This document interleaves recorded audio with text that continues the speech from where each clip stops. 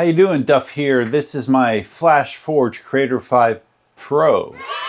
I have about 200 hours of printing on this printer, and I am going to be giving you my thoughts, primarily comparing it to what is the primary printer in this space right now, the Snapmaker U1, which is sitting right over there. Give you my thoughts, but if you want my quick summary of the FlashForge Creator 5 Pro, yeah, let me tell you more about it.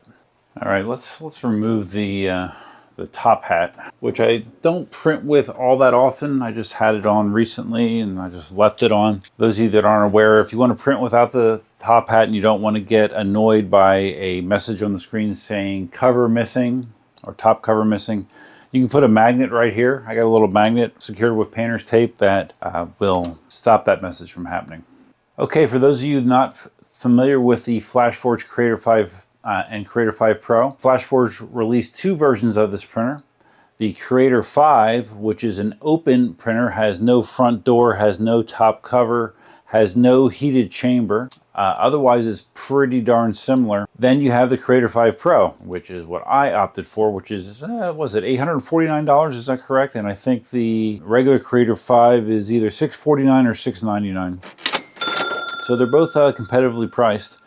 But like I said, with the Creator 5 Pro, you do have things like a door and the top. So a lot of this stuff, the main difference with the Creator 5 Pro is the enclosed build space, which allows, it has a heated chamber, which allows you to print high temperature filaments, ASA, ABS, stuff like that. So if you're into those types of filaments, the Creator 5 Pro would make sense for you. I really don't print with much other than PLA and TPU most of the time. So in retrospect, I could have gotten away with just the Creator 5. Creator 5, like the Snapmaker U1, has 4 print heads. The advantage of having multiple print heads is it allows you to have significantly less waste when doing multicolor prints, as well as significantly faster print times, because the time to change between filaments is seconds, less than 10 seconds. I don't know, 5 to 8 seconds, something like that. It's similar on both. They have similar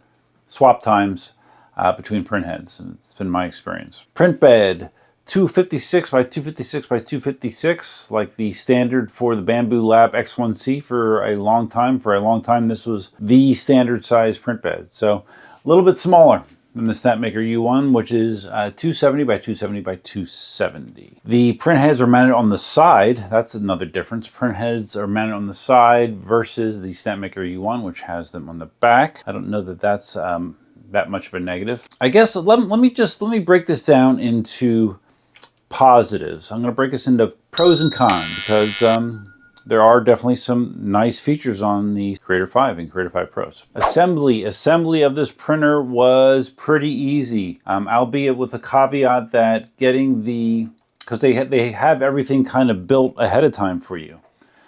This whole assembly comes already assembled, and you just slide this in here. On the Creator 5 Pros, some people, including myself, have had issues with tolerances getting this installed. I had to actually give it a little bit of help with my hammer to get it all the way seated. Some people have had that problem, some people have not. I've had that problem. But overall, getting the Creator 5 and Creator 5 Pro up is easy. Easier than the Snapmaker U1 for sure. The build process is definitely easier.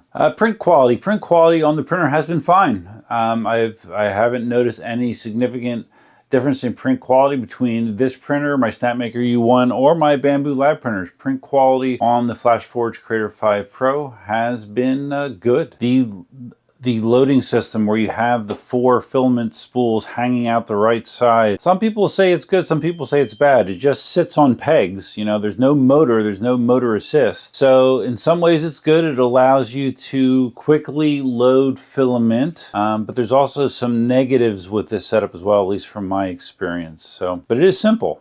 And with the cost of this printer, it saves money to not have individual motors for each filament. Reliability, I haven't had anything break, even though there are some people that have definitely had some issues with Creator 5 Pros, which I'll talk about in the cons section. But personally, I have not had any issues with reliability. Nothing has broken on the printer at all after 200 hours of printing. Okay, so there are my major pros. Costs, competitively priced, high quality prints, reliable so far, and those are three very strong points. But to me, the issue is that there's another printer in this space, the Snapmaker U1, that is a direct competitor to it. And since I had the Snapmaker U1 first, a lot of my experience with the FlashForge Creator 5 Pro came with a mindset like, okay, well, in the Snapmaker, you do this, and it seems a little cleaner. So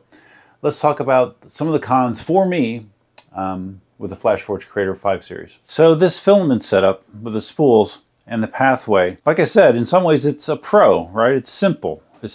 But from my experience, it's been a little problematic. I had a situation where I had some filament loaded. I could not get it loaded up through here. I didn't have a cutout. I didn't have that particular end of the filament cut at an angle, but I don't normally have to do that. You should do that if you can, but I actually thought that I had something stuck in between here and here because I just could not get filament in there. There's a video on my channel where I was struggling with that. And so this pathway is not the best situation. These fittings are annoying. I think there's a special tool you're supposed to use to take them off. It's not intuitive the way you take them off. Usually righty-tighty, lefty-loosey. To get these off, you actually have to turn it clockwise, not counterclockwise. And again, it's best with a special tool. So why FlashForge decided to go with this type of fitting here for the Bowden tube, I don't really understand because it's a pain in the ass. Another byproduct of their decision to not have motors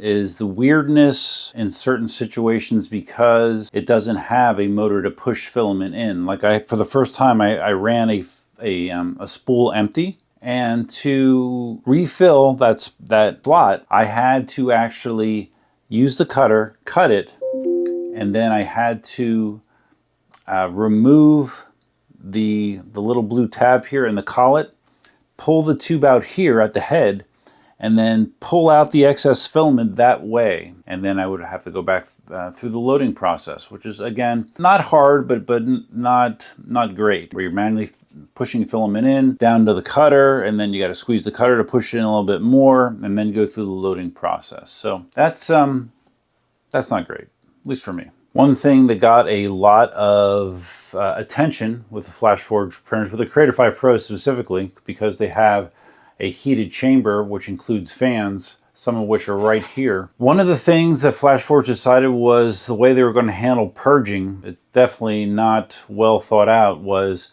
when you load a color, it just shoots a big stream of filament down and it piles up in the bottom. That's the way it was from the factory.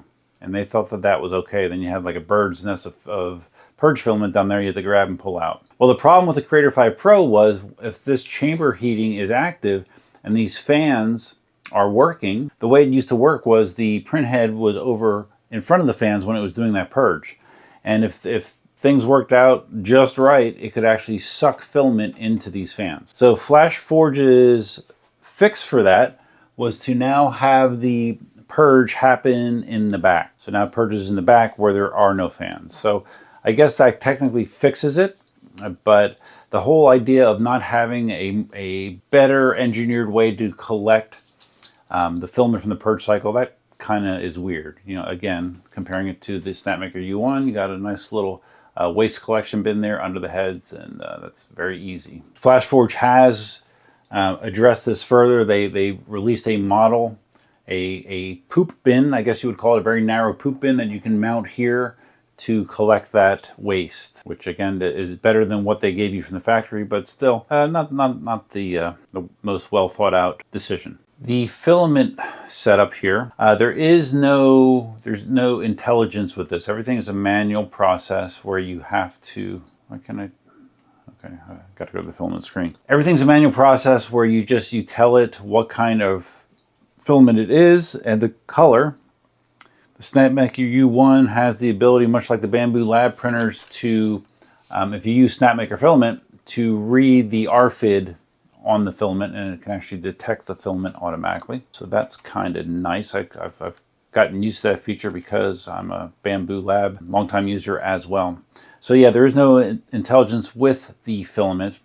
And this translates into, which I don't really understand, why the slicer, why FlashForge Desktop cannot read any of the filament that you have loaded on the printer. Let me show you. So if you look here, I have this model loaded in the FlashForge Flash Studio Desktop. It doesn't communicate with the printer, even though it does know about the printer. The slicer does not have the ability to read what filament is loaded on the printer. Like the Bamboo Lab printers, you can do a sync and it'll actually do it. That's the cleanest way it's done. On the Snapmaker version of Orca, you just hit this drop down and it will show you what the machine has loaded on it, so you can still select it that way. With FlashForge, you need to go in and manually tell it each time what filament is loaded. So again, not convenient. It works, you know, it works, but not convenient, and I'm kind of spoiled coming from a Bamboo environment and a Snapmaker environment. So there you go. I mean, that's my quick thoughts on the Creator 5 Pro. So it's okay. It's okay. It's not bad. It's not a bad printer.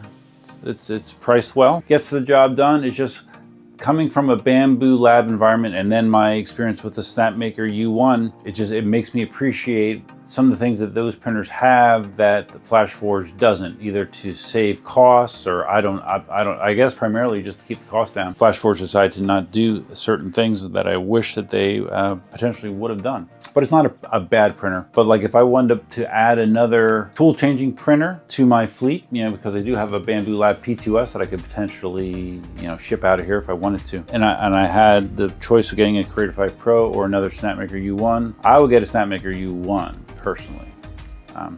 Bigger build plate, additional features, and the communication with the slicers is better in my opinion. So yeah, that's my feeling. Now, again, if I would have gotten just the Creator 5 and saved myself $150 to $200, maybe that price differential would hold more weight. But the fact that the Creator 5 Pro is very close in price to the Snapmaker U1, with the caveat that the Snapmaker U1 is not enclosed, so out of the box it will not do high temperature filaments. So if that's your thing, then this gets more points if you are into doing high temperature filament. If I do high temperature filaments, I'll do it on one of my Bamboo Lab printers normally. So anyways, that's my thoughts.